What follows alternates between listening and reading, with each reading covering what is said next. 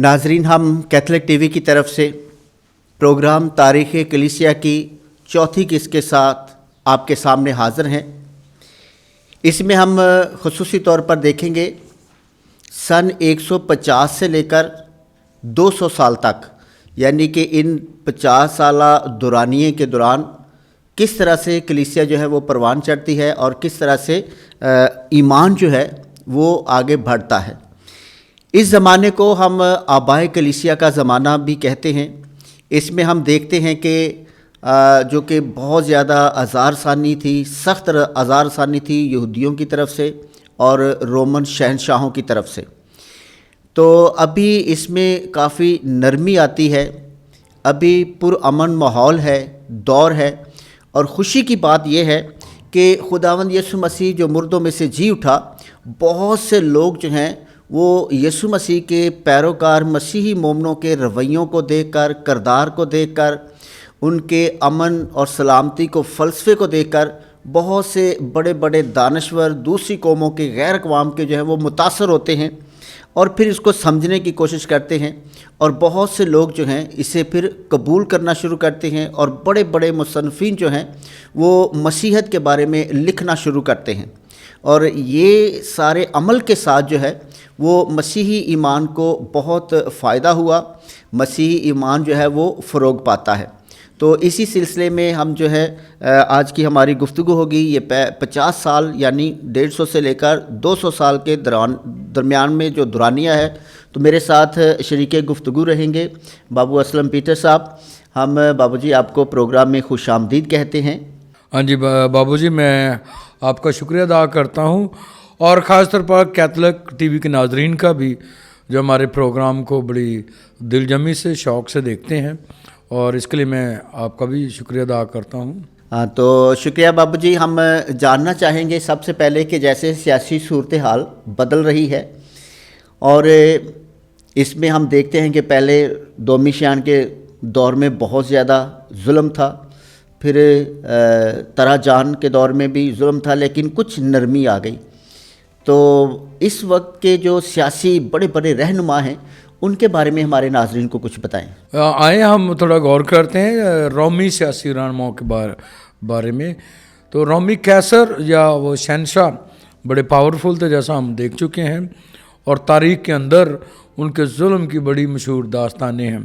तो मसीहों पर भी इज़हार सानियत हुई, लेकिन हमने जैसे पिछली दफ़ा गौर कर रहे थे कि ये अमन रोमा का दौर था 100 से लेकर 180 के दरमियान।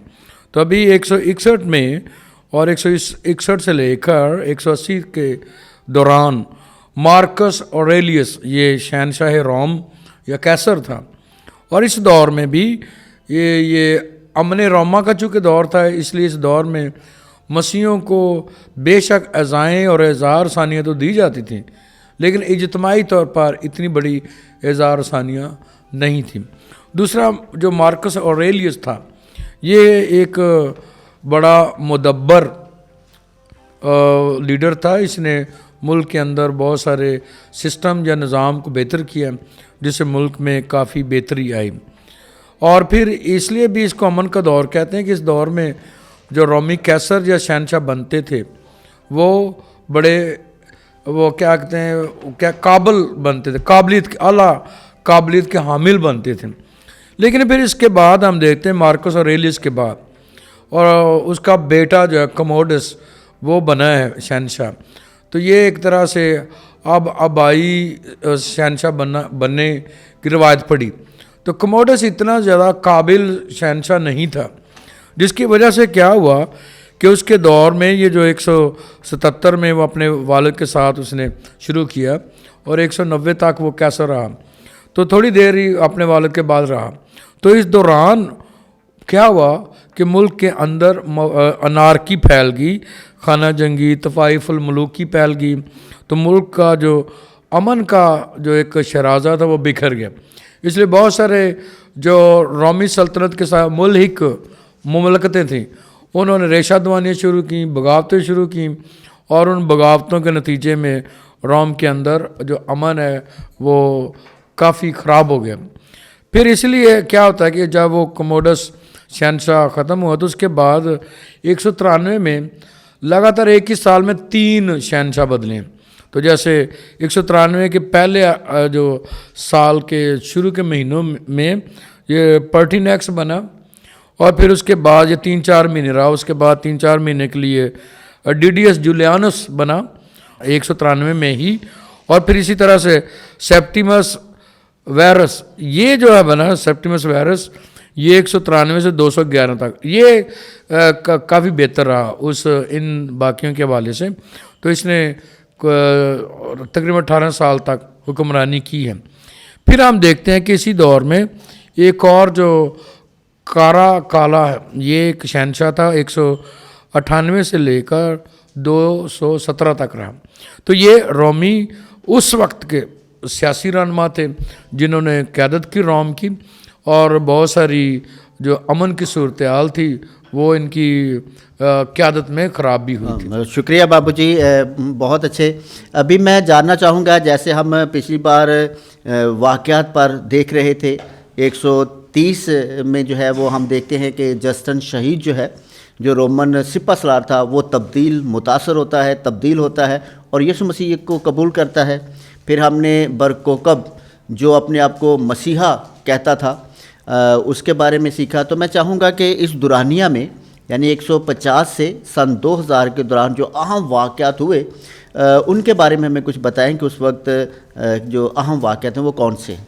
इस दौर के अगर हम अहम वाक़यात की बात करें जो सन 150 से लेकर 200 के दौरानिए में हुए हैं, तो हम देखते हैं कि इस दौर में पहले आपने जैसे बहुत सारे वाक़यात के बारे में हमने पिछली दफ़ा बात की थी, जैसे प्लेनी का ख़त था, तराजान की बात हुई, बगावत हुई कीटोस वार की, फिर बार कोकब की बगावत थी, हरमस जो एक रोमी बाशिंदा था उसकी बात हुई थी कि उसने एक हदायतनामा लिखा था, जो अग्नेतस के नाम एक ख़त लिखा गया जो दलीलनामा था। तो इसी दौर में क्या हुआ, शहनशाह हैड्रियन ने इसराइल का जो नाम था, आप पहले उसका ज़ाहिर नाम इसराइल है, बाइबल में पढ़ें तो उसका पुराना नाम मुल्क किनान है, फिर उसका इसराइल रखा गया। फिर इसराइल जो है हम देखते हैं कि वो 2 हिस्सों में बट गया, जैसे शुमाली सल्तनत बन गई जो कि इसराइल की सल्तनत कहलाती थी, गलबन और जनूबी इसराइल से पहले इब्रानी के नाम, इब्रानी जुबान के नाम से ही ये कौम मैं इसलिए थोड़ा डिटेल बताना चाहता हूँ ताकि वो इसमें पूरा एक तरह का मफहूम सामने आए ताकि लोग सही तरह इसको वाकिफ हो सकें। सो पुराना नाम किनान के बाद उसका इसराइल बसे इसराइल बन गया, लेकिन फिर इसराइल की 2 सल्तनतें डिवाइड हो गई, शुमाली सल्तनत जो कि इसराइल के नाम से कहलाती थी और जनूबी सल्तनत यहूदिया के नाम से कहलाती थी। अच्छा, अब इसी सल्तनत का नाम जब रोमियों का हुकूमत थी, रोमी हुकूमत ने बगावत के बाद, कीटोस की बगावत हुई है, बरकोकब की बगावत हुई है, सन 70 की इससे पहले तबाही हुई है, इन सब के बाद रोमियों ने इसका नाम बदल कर रख दिया है सीरो पैलेस्टीना यानी शामी फ़लस्तीन। तो इसका नाम क्या बन गया, जो रोमी हुकूमत थी उसके नज़र में इसका नाम सीरो पैलेस्टीना या शामी फ़लस्तीन बन गया। और इसी नाम की तस्दीक बाद में यहूदी मौरख हेरोडोटस ने भी की है कि उसने इस नाम को इस्तेमाल किया है। फिर हम देखते हैं कि इस अमने जो रोमा का दौर है इसमें 4 जो शहनशाह रोमी उन्होंने बड़ा अहम किरदार अदा किया था, जैसे इनमें त्राजान, हैड्रियन, एंटोनिनस, पाइस और मार्कस ऑरेलियस था। लेकिन फिर क्या हुआ, 98 से लेकर ये जो 180 का दौर था ये तो बड़ा अमने आमा का दौर था, लेकिन फिर 180 के बाद जैसे मैंने बताया कमोडस जब शहनशाह बना तो फिर रोमी सल्तनत का जो अमन का ज़माना है वो ख़राब हो गया। और उसके वजह से क्या हुआ है कि बहुत सारे जो रहनुमा आते रहे वो दयानतदार नहीं थे, काबिल नहीं थे, और उन्हें कैसर पहले तो बनाता था, कैसर खुद चुनता था। अब कई दफ़ा कैसर खुद बनना शुरू हो गए, जैसे कमोडस खुद बना। तो इससे क्या हुआ कि उनकी जो जड़ें थी वो ख़राब होना शुरू हो गई अमन की। تو اس لیے 180 سے لے کر 284 تقریباً 1 سال کا جو 100 سالہ دور ہے یہ طوائف الملوکی کا دور بن گیا کہ جس میں ہم دیکھتے ہیں کہ بہت خطرناک جو ہے واقعات ہوئے. پھر اسی دور میں ہم آگے جب دیکھتے ہیں کہ ان واقعات کی بدولت رومی سلطنت کمزور ہونا شروع ہوگی. تو جیسے بابا جی ہم یہ رومن حکومت کے بارے میں، سیاست کے بارے میں، رہنما کے بارے میں، ابھی میں چاہوں گا کہ جیسے ہم جانتے ہیں کہ ابتدائی دور میں کلیسیا کو بہت ساری مشکلات کا بھی سامنا کرنا پڑا کیونکہ بہت سی بدعتیں جو ہیں وہ وجود میں آتی ہیں. تو بدعت کا مطلب جیسے وہ ایمان کی تعلیم کو بگاڑ کر پیش کرنا، نکولاوی اور بہت ساری بدعتیں تھیں جو سامنے آ رہی تھیں. تو ہم دیکھتے ہیں کہ بہت سے مسیحیت کے لکھنے والے جو ہیں انہوں نے دفاع کے طور پر بہت کچھ لکھا. تو میں چاہوں گا کہ ان ابتدائی آبائے کلیسیا کے مصنفین کے بارے میں جنہوں نے بہت کچھ لکھا مسیحیت کے لیے، جنہوں نے دلیلیں جو ہیں دلیلوں کے ساتھ ثابت کیا کہ جو آج ہم ایمان رکھتے ہیں کہ یسوع مسیح زندہ خدا کا بیٹا ہے، وہ خدا ہے. تو ان مصنفین کے بارے میں جنہوں نے اس ایمان کا ابتدائی کلیسیا میں دفاع کیا. ہم نے پچھلی ایپیسوڈ میں بھی بہت سارے پچھلے ایپیسوڈ میں ہم نے بات کی تھی ان سارے مسیحی یا کرسچن رائٹرز کی، مصنفین کی، جنہوں نے اپنے ایمان کی بشارت مختلف طریقوں سے دی. خاص طور پر جیسے اناجیل لکھی گئی، پھر بہت سارے رسولی آبائی کلیسیا تھے جن کے بارے میں ہم نے مختلف پڑھا. اس دور کی جو پہلی بدعتیں تھیں، بدعتیں پہلے ابھی شروع جو ہوئی تھیں، تو سب سے پہلے مارکیونیت بدعت شروع ہوئی یا مارکیونزم یہ شروع ہوئی تھی. جیسے ہم نے دیکھا تھا کہ یہ 160 کے دوران 185 سے 160 کے دوران ایک الہیات دان تھا اور اس نے نئے عہد نامے کی ترتیب یا فہرست بھی ترتیب دی تھی. اور اسی سے بعد میں ایک بدعت نکلی اس نے مسیح تعلیم کو بگاڑ کر پیش کرنا. تو اور مارکیونیت پہلی بدعت جو شروع ہوئی ہے کلیسیا کے اندر. بہت ساری بعد میں آپ دیکھیں گناستیس آئی ہے یا آریوسی بدعتیں ہیں، وہ بعد میں آئیں. تو یہ پہلی مارکیونیت. پھر اس کے بعد جو ایک اور آئی تھی وہ تھی مونٹانسٹ یا مونٹانزم یا مونتانیت. آپ دیکھتے ہیں مختلف جگہوں پر اردو میں پڑھیں گے.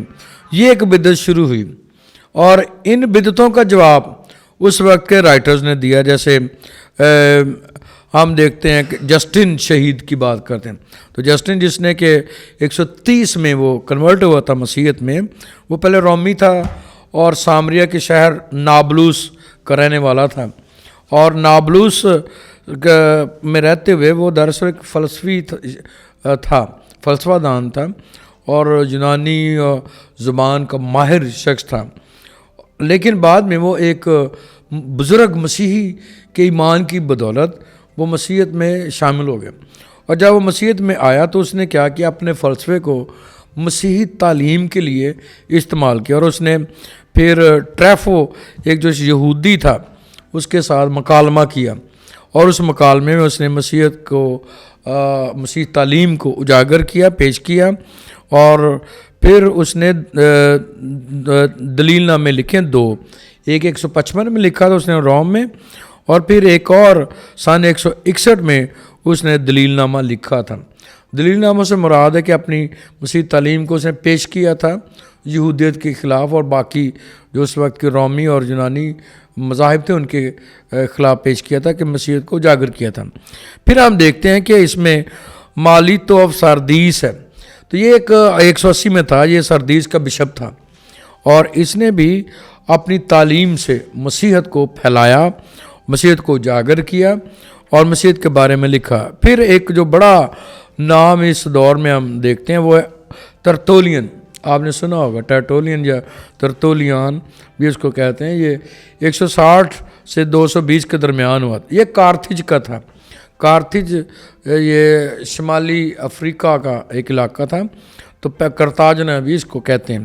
تو یہ پہلے رومی شہری تھا، لیکن یہ پہلا مسیحی شخص ہے جس نے لاطینی زبان میں لکھا. یاد رکھیں تھوڑا سا، باقی جو رائٹرز تھے وہ یونانی میں لکھ رہے تھے، لیکن یہ پہلا شخص ہے جس نے لاطینی زبان کو استعمال کیا ہے، جو کلیسیا کی زبان بھی جو بعد میں آج بھی جو ہمارے رومن کیتھولک چرچ کی آفیشیل لینگویج ہے وہ لیٹن ہے، لاطینی، تو اس نے لاطینی کو استعمال کیا. اور بعد میں ہم دیکھتے ہیں کہ ولگٹ جو مقدس جروم نے ترجمہ کیا ہے 4 صدی میں، تو یہ پہلا رائٹر یہ ہے لاطینی میں. اس سے پہلے کون سے ہیں؟ گریک یا یونانی رائٹرز تھے. تو اس نے ایک دلیل نامہ لکھا 197 میں، جس میں اس نے اس وقت کی وہ جو مونٹانسٹ بدعت تھی اس کا جواب دیا تھا. جیسے میں نے ابھی بتایا کہ وہ مونٹانسٹ جو بدعت تھی اس کے خلاف اس نے یہ اس کا جواب دیتے ہوئے ایک دلیل نامہ لکھا تھا. اور پھر اس نے 203 میں بہت ساری اور بھی وہ لکھی تھی تحریریں، لیکن آخر کار اس 4 صدی میں وہ کیا ہوا کہ وہ اس کے نام سے ایک فرقہ بن گیا جو کہ بعد میں مونٹانزم کہلایا، کیونکہ کلیسیا سے اس کی علیحدگی ہوگی مختلف بحثوں کی وجہ سے. ہم دیکھتے ہیں کہ یہ تقریباً بعد میں اس کا پیروکار خود بھی بن گیا. پہلے اس کے خلاف لکھتا ہے لیکن بعد میں اس کا پیروکار بن گیا.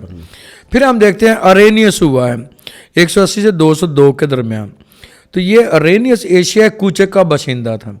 یہ ایشیا مائنر بھی ہم جس کو کہتے ہیں، جہاں پر بیتینیا بھی، یہ پولیکارپ کا شاگرد تھا اور اس نے روما میں تعلیم پائی تھی. مشنری کے طور پر یہ گال یا موجودہ فرانس میں گیا اور وہاں پر 178 میں یہ لیون کا بشپ بن گیا اور اس نے بدعتیوں کی تردید میں بہت کچھ لکھا جو اس وقت کی بدعت، جیسے مونٹانزم جیسے میں بتایا، یا اس سے پہلے ایک اور بدعت کا مارکیونیس کا میں نے ابھی نام لیا تھا. تو ان کے خلاف اس نے کتابیں لکھی. پھر یہ 190 میں یہ شہید ہوا، جو ارینیس ہے 190 میں اس نے شہادت حاصل کی. تو اس کو محافظ ایمان کے نام سے جانا جاتا ہے، یا دفاعی بزرگ کے نام سے جانا جاتا ہے، یا انگریزی میں سے اپولوجسٹ کہتے ہیں. تو اس دور میں اپولوجسٹ تعلیم بہت زیادہ تھی کہ جو اپنے دفاع کے لیے، مسیح دفاع کے لیے تعلیم پیش کر رہے تھے. پھر ہم دیکھتے ہیں اس اوریجن آف الیگزینڈریا ہے، یہ 185 سے 254 کے درمیان ہوا تھا اور یہ بھی اسکندریہ کا رہنے والا تھا اور رومی شہری تھا. لیکن پھر اس نے وہاں پر جو مسیح درسگاہ تھی اسکندریہ میں، مقدس کلیمس کے، اور جو کلیمس یا کلیمنٹ آف اسکندریہ، اس نے جو درسگاہ بنائی تھی مسیحی، تو وہاں پر اس نے تعلیم حاصل کی. اور پھر کیا ہوا کہ تعلیم پانے کے بعد وہ خود بھی ایک مسیحی استاد کے طور پر ابھرا اور اس نے کیا کیا، مسیحی استاد ہونے کے ناطے سے مسیحی تعلیم کو پھیلانے کے لیے خود انکاری پر بہت زور دیا.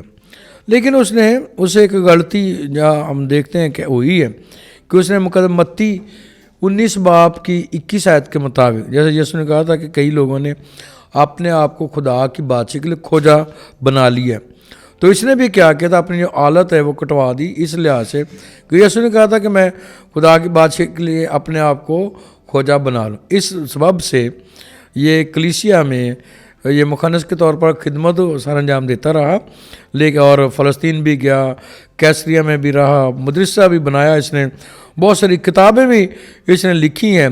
لیکن 250 میں قید میں ڈالا گیا اور کاٹ پر اس کو سخت اذیت بھی ملی مسیح کے نام پر، اور خداوند میں یہ سو بھی گیا اپنے ایمان کی آخری حد تک، لیکن مقدس نہیں بنا. وہ ہم جیسے ابھی میں نے بتایا اس سبب سے مقدس نہیں بنا. تو یہ بڑے نام ہیں. پھر ہم دیکھتے ہیں ایک اور تھا تاشن، یہ بھی جسٹن کا ایک شاگرد تھا. یہ ایستھیٹک تھیالوجی یا جمالی الہیات کا ماہر تھا. تو اس نے اس کو بیان کیا ہے الہیات تھیالوجی کو، تو تھیالوجی کو بہت خوبصورتی سے اس نے بیان کیا. پھر ایتھناگورس آف ایتھنز ہے 190 میں، یہ فلسفہ دان، محافظ ایمان اور دفاعی مبلغ تھا. تو اس نے بھی اپنی تعلیمات سے کلیسیا میں بہت زیادہ کنٹریبیوشن کیا ہے. So they are all called the doctors of the church. یہ کلیسیا کے معلمین تھے، معلم تھے جنہوں نے کلیسیا کی تعلیم کو استوار کیا، بنایا، اور جس پر آج ہمارا ایمان قائم ہے. एक और जो आखिरी नाम इस 200 के दौरानिया में हुआ है, पोलीक्रेटस। तो 196 में ये इफसुस का बिशप था।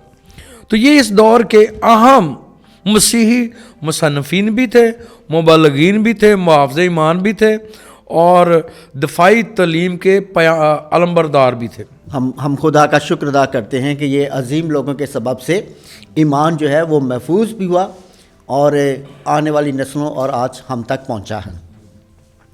हम देखते हैं इसके अलावा भी और बहुत सारी बितें, जिसका जैसे हम रसूलों के खतूत पढ़ते हैं तो बहुत ज़्यादा वहाँ पर हम देखते हैं कि कैसे कैसे लोग तुम्हारे घरों में आएंगे जो भेड़ों के रूप में भेड़िए। तो ये सारी बिदतों का मुकाबला जो है वो तो शुरू से ही कलीसिया कर रही है, और आज भी हमारे चौगिर्द शायद बहुत सारी बिदतें हैं और जो कि कलीसिया के ईमान को बिगाड़ कर पेश करते हैं।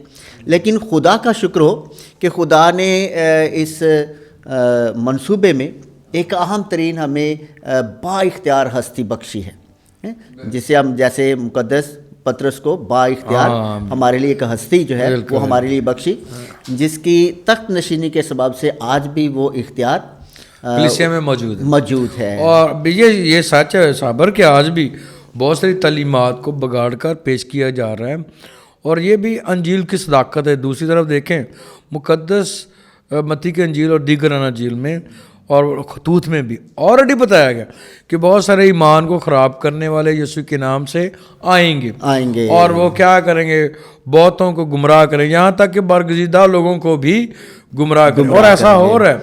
लेकिन इसके बावजूद भी जो सच्चाई पर चलने वाले हैं वो मौजूद हैं, और सच्चाई हमेशा कायम रहती है और रहेगी। हाँ, तो मैं चाहूँगा कि आखिर में हम अपने पापा आज़म जो बाइख्तियार तसलसल के साथ कायम हैं और क़यामत तक कायम रहेंगे, और हमारे ईमान की सच्चाइयों को वो फ़ैसला करते रहेंगे, ताकि हम खालिस्तन तालीम और यीशु मसीह और खुदा के बेटे की बादशाहत में, उसकी कुर्बत में आगे बढ़ते चले जाएं। सन 150 से 200 के दौरान जो 50 साल दुरानिया है, इसके दौरान में आने वाले पापा आज़म जो हैं उनके बारे में हमारे नाज़रीन को बताएं। हाँ जी, जैसा हमने देखा है कि एक लाइन जो मुझे पतरस से लेकर वो शुरू है पापा आज़म की, और ये जो लाइन है आप थोड़ा सा बताना चाहता हूँ कि ये लिस्ट किसने हमें दी है ना। एक सवाल कई दफ़ा उठता है, बिल्कुल भाई हमारे पास ये पोप आए, लिस्ट किसने दी। तो ये अगर हम देखते हैं तो पहले शुरू से ही जो मसीह राइटर्स थे उन्होंने दी। अरेनियस इनमें से एक है, ओरिजिन है, जिन्होंने ये लिस्टें हमें दी पापा आज़म कौन कौन से थे, और बाद में क्लेमस या क्लेमट, ये सारे हमें लिस्टें मिलती रही। क्योंकि हर एक जो पोप आता था उसके बाद में आने वालों ने तहरीर की है, उनके नाम, उनका अरसा तहरीर की है। तो इसलिए ये लिस्ट हमारे एक सिलसिला है। ये सेरा भी हमारे राइटर्स जो हैं, मुसन्निफीन जो उनको जाता है, तो उन्होंने ना सिर्फ देखो बाइबल को फैलाया, बाइबल पर दलालत की, ईमान पर दलालत की, बल्कि हिस्ट्री या तारीख को भी मुंदरज किया। तो इसलिए हम देखते हैं कि 140 से 155 के दरमियान जो हमारे पास था मुकद्दस पाइस अव्वल जो पोप था। फिर हम देखते हैं मुकद्दस एनीसेटस जो था, ये 155 से 166 के दौरान पापा आज़म हुआ है। और फिर मुकद्दस सोटेर है 166 से 175 के दौरानिए में हुआ है। और मुकद्दस एलियोथेरियस हुआ है 175 से 179 यानी 189 तक हुआ है। और फिर मुकद्दस विक्टर अव्वल जो कि 189 से लेकर 189 से लेकर 199 या 199 तक हुआ है। तो इस अरसे में 150 से लेकर 200 के दौरानिया में हम ये देखते हैं ये तकरीबन 5 पापा आज़म हुए हैं, और इनके बारे में हमने इनके नामों के बारे में जाना है। और नाज़रीन, आप मज़ीद तफसीलात के लिए मुख्तलिफ ज़राए हैं, आप जान सकते हैं। अगर मज़ीद जानना चाहते हैं आप हमसे भी रब्ता कर सकते हैं। क्यों नहीं, क्योंकि हम भी बहुत शुक्रिया आपकी मदद के लिए हैं। तो इसलिए शुक्रिया आपका। शुक्रिया बाबू जी, आपका बहुत बहुत शुक्रिया इस सैर हासिल गुफ्तगू के लिए। नाज़रीन, हम आपसे गुजारिश करते हैं कि हमारे प्रोग्राम को सब्सक्राइब कीजिए, लाइक कीजिए, शेयर कीजिए, और میں ایک بار پھر پرزور اپیل کرتا ہوں کہ آپ کی جو رائے آتی ہے وہ ہمارے لیے بہتری کا باعث ہوتی ہے، ہماری زندگی کے لیے اور اس پروگرام کی خوبصورتی کے لیے۔ تو اس لیے میں گزارش کروں گا کہ آپ کامنٹ باکس میں اپنی رائے جو ہے اس کا ضرور اظہار کریں اور اس پروگرام کو دیکھتے رہیے، ہمارے ساتھ جڑے رہیے۔ اور میں بتانا چاہوں گا کہ اگر آپ تاریخ میں گہری دلچسپی رکھتے ہیں تو آپ ضرور ہمارا پروگرام جو ہے اس کو لکھیں history of the Catholic church space دے کر، اور آپ کیتھولک ٹی وی لکھیں گے تو پھر ہماری تمام جو ایپیسوڈ ہیں وہ آپ کے سامنے آ جائیں گی، جو کہ ہم نے پہلی صدی سے شروع کیا ہے، اور اگر زندگی نے ساتھ دیا تو ہم 2022 تک جو ہے وہ تاریخ جو ہے وہ کلیسیا کی وہ آپ کے ساتھ شیئر کریں گے، پیش کریں گے۔ تو اس لیے آپ ہمارے پروگرام کو دیکھتے رہیے۔ بہت شکریہ۔